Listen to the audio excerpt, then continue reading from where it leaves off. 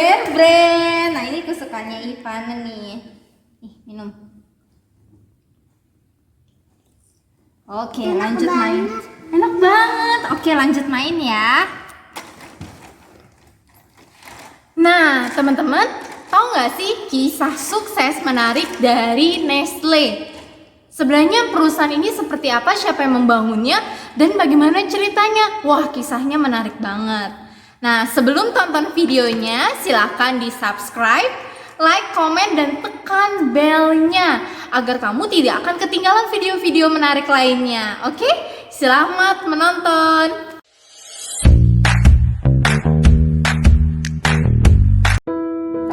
Nestle didirikan oleh Henry Nestle dan istrinya Anna. Henry Nestle lahir di Frankfurt, Jerman pada tanggal 10 Agustus 1814. Ia merupakan anak ke-11 dari 14 bersaudara. 16 tahun kemudian, Henry membantu usaha ayahnya menjadi tukang kaca. Namun, Henry tidak berbakat, banyak kaca yang dipecahkannya. Henry kemudian disuruh ayahnya menjadi tukang kayu.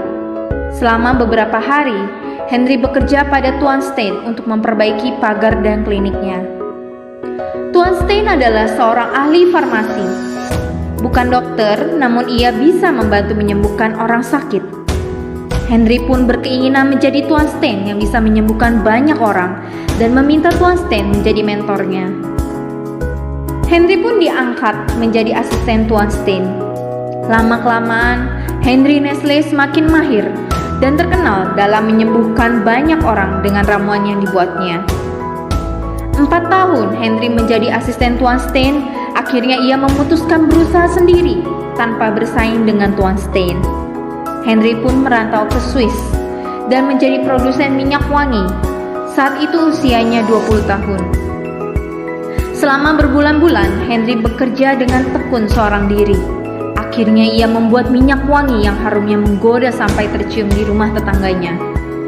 Saat itu tetangganya bernama Anna yang merupakan anak seorang dokter, tertarik untuk menjadi asisten Henry.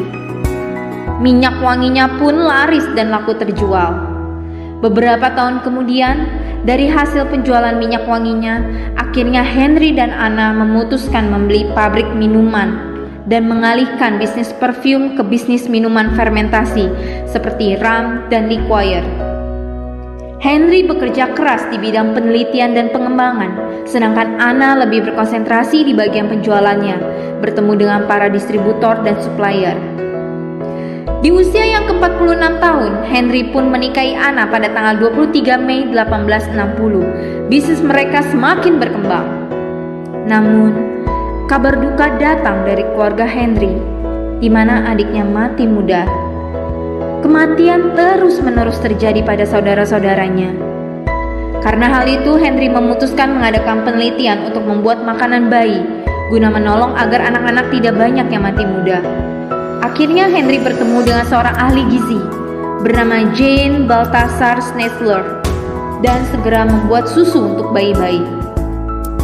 Hasilnya bayi-bayi tersebut malah terus-menerus buang air setelah meminum susunya. Setelah diselidiki, Anna menemukan sebuah buku yang menyebutkan bahwa pencernaan bayi belum sekuat pencernaan anak yang lebih tua usianya, karena bayi rentan terhadap asam dan sifat tepung kanji. Akhirnya dibuatlah susu yang hampir mendekati kualitas susu dari ibu asli. Tahun 1867 dilakukan uji coba susu terhadap bayi prematur, dan ternyata hasilnya sukses besar.